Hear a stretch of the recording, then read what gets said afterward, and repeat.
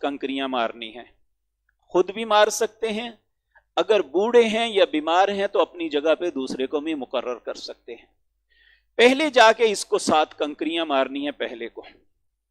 अल्लाहु अकबर, अल्लाहु अकबर, अल्लाहु अकबर 7 मारने के बाद फिर पीछे पलट आना है। आप पीछे पलट के यहां आएंगे तो यहां से ये जमरात हैं, इस तरफ बैतुल्लाह का रुख होगा, वहां एक तीर का निशान बना होगा। इत्जाहुल किबला, किबले का रुख इस तरफ है। आपने अपना रुख किबले की जानब करके अल्लाह से दुआ मांगनी है। नबी करीम पहले जमरे को कंकरियां मारने के बाद दुआ मांगा करते थे हट के पीछे। फिर उसके बाद आगे बढ़ेंगे, ये दूसरा जमरा आएगा, इसे जमरा वुस्ता कहते हैं, इसको 7 कंकरियां मारनी है। फिर पीछे हट के आके इसी तरह वहां भी एक तीर का, एरो का निशान होगा और उस निशान की सिमत आपने अपना रुख करके वहां भी खड़े होकर दुआ मांगनी है। दुआ मांग के जब फारिग हों तो फिर उसके बाद आपने तीसरे पे जाना है, इसे जमरा अकबा कहते हैं, इसको भी 7 कंकरियां मारनी है। लेकिन यहां फिर पीछे हट के दुआ नहीं करनी, यहां से पलट के आपने वापस अपने खेमों की तरफ आ जाना है। और इस दिन आपको इन 7 और 7 21 कंकरियों के अलावा कोई एक्स्ट्रा काम नहीं है। वज़्कुरुल्लाह फी अय्याम मादूदात, ये गिनती के दिन है, अपने खेमों में बैठ के चलते फिरते अल्लाह का जिक्र करना है। वक्त पे जो आपके साथ मामलात आपके मुअल्लम के हैं, खाना है तो वो देंगे, नहीं है तो आपने खुद लेना है। तो आप वक्त पे अपने अपने वक्त पे आप नमाजें पढ़ेंगे। अगर इस दौरान जुमा आ जाता है तो हुज्जाज के लिए जुमा नहीं है। बाज लोग हरम के जुमे को पाने के लिए मिना से जुमा पढ़ने के लिए हरम चले जाते हैं, यह दुरुस्त नहीं है।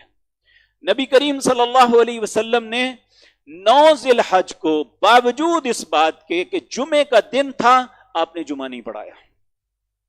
मैं जब 2016 में गया तो गालिबन 11 ज़िलहज को जुमा आया।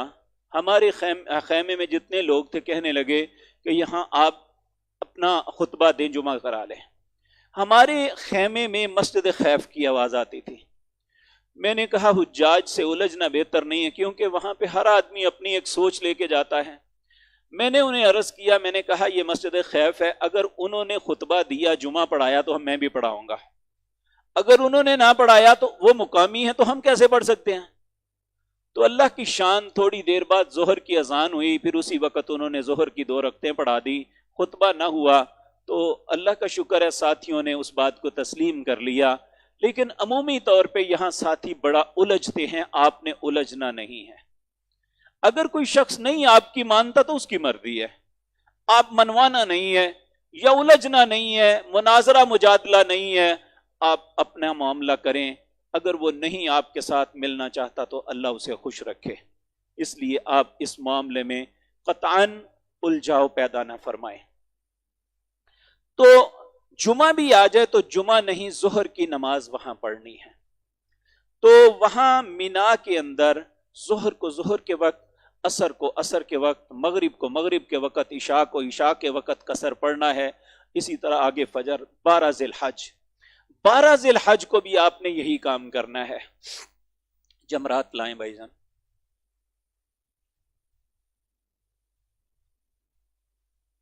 जी, आपने फिर 12 ज़िलहज को जाना है। ये पहले को 7 कंकरियां मारनी है, फिर पीछे हट के दुआ मांगनी है, फिर दूसरे को 7 कंकरियां मारनी है, पीछे हट के दुआ करनी है, और फिर इसको कंकरी मार के वापस पलट आना है। अब ये 12 ज़िलहज को अल्लाह ने इजाजत दी है, फमन तअज्जल फी यौमैन फला इस्मा अलैह। अगर 2 दिन के बाद जल्दी करता हुआ कोई वापस आ जाए तो उस पर कोई गुनाह नहीं, ये उसका हज मुकम्मल है। वमन तअख्खरा, जो 13 तक रहे, तो नबी सल्लल्लाहु अलैहि वसल्लम 13 तक रहे। लेकिन याद रखें यहां पे 90% हाजी 12 तारीख को आ जाते, सिर्फ 10% लोग हैं जो वहां पे रहते हैं।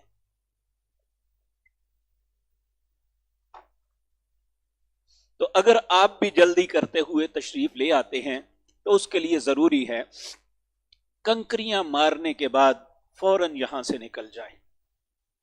अगर 12 जिलहज को मगरिब की अजान आपको मिना में हो गई तो आप मिना से नहीं निकल सकते।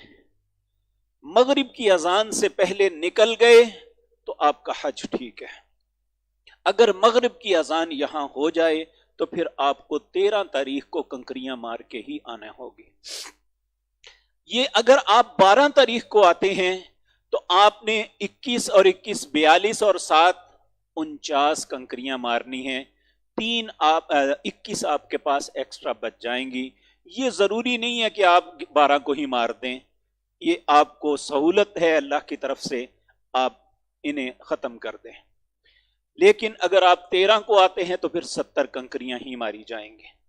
तो ये इंशाअल्लाह आपका हज अल्लाह की तौफीक से मुकम्मल हो गया। इसके बाद एक चीज रहती है यहां खवातीन का एक मसला है।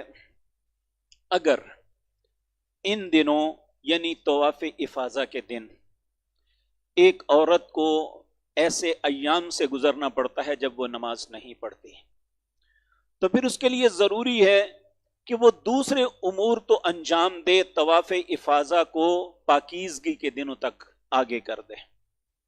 जब वो पाकीज़ा हो तो उस वक्त वो तवाफ इफाजा करे।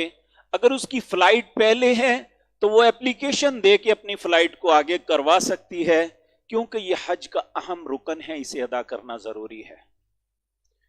तो अगर दूसरी इसकी एक दूसरी जो है जदीद तर्ज ये है कि बाज मेडिसिन ऐसी हैं जिससे इन अय्याम को ख़त्म, वक्ती तौर पे ख़त्म या मुअख्खर किया जा सकता है, तो ऐसा भी ख़वातीन कर सकती हैं। लेकिन इसके बाद एक काम जो वापसी पे रहता है वो है तवाफ़े विदा। ये भी हज का एक रुकन है। ये तवाफ़े विदा ये है कि जिस दिन आपने सारे काम को निपटा के आपने वापस पलटना है तो सबसे आखिरी काम बैतुल्लाह का अलविदाई तवाफ करके वापस आना है।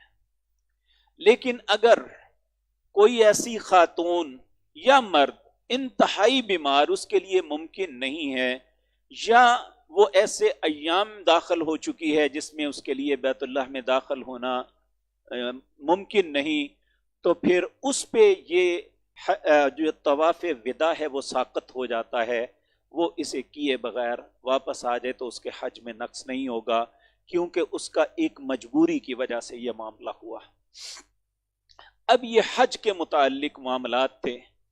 बेटे वो उन्हें कहीं वो चिट्टे लाए हैं कि सवालों जवाब की चिट्टे जी आप तकसीम कर दिए। अब ये हज के मामले में आगे है ज़ियारत मदीना। चूंकि नमाज के लिए वक्त शायद थोड़ा ही है, हाँ, अब हम सवाल और जवाब की मजलिस कर लेते हैं, तो फिर इसके बाद जो ज़ियारात हैं उनके मुताल्लिक गुजारिशात करेंगे। ये हज के मुताल्लिक एक तालिब इल्म की हैसियत से जो नबी करीम सल्लल्लाहु अलैहि वसल्लम से मालूमात मिली